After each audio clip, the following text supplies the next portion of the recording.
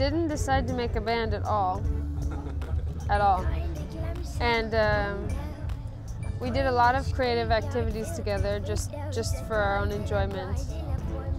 And we thought of our bond as like a sports buddy type of thing. We were like, okay, she taught me how to run. This is interesting. Let's get together. Let's be sports buddies. She was training me in running. My first time running started with 5 kilometers a day. We started boxing. And then recording was just like a little diary, you know. We did everything in a very simple way, and it wasn't our idea. Someone heard that we had we burned a couple of CDs for friends, and this little journal that we had been working on together. It was just a little journal, sonic journal. Someone said, "Can I put out your record?" And so that's the first time it was considered a record. It was someone else's idea, really. We've had a lot of fun putting them into the live context. We have a drum set that we built ourselves from found objects. We did a lot of swamp combing and land combing, collecting rejected material and old car parts and bottles and cans, and have put together a really kind of eclectic percussion ambiance. And then Bianca's playing sax. No, she's not playing sax this tour. I love her sax, but she's playing clarinet and some Chinese flutes. And always having fun on stage. I think it's been interesting that we've been able to translate some of these songs in a really literal way. There's been moments that I really hear for the first time that we're playing the music like it is on the record. That's really unique for us. Usually we really hit the stage and just let it happen naturally, but it's always new. It's always different. I mean, I think experiment more in a scientific sense makes sense for us. Trying to discover new alchemies. That's what we do when we invite a new musician into our group, and also when we approach our recorded material live. It's a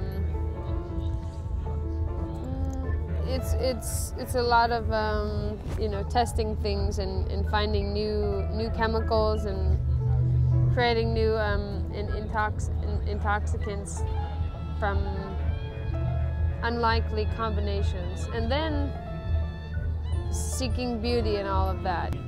I don't think we can escape the Cocoroise beast if we're working together.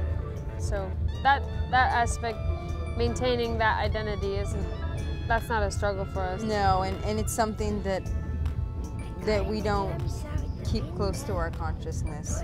We really just let ourselves go as much as possible and support in each other freedom and newness. I think that we could do a record all with water and stone and wood and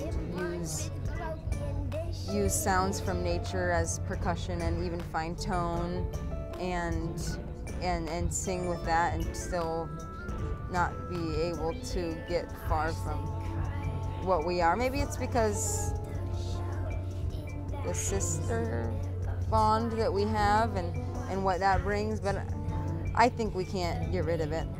It is, but it's not, because although we were interested in simulating a very electronic style of drums, like jungle style, everything was done.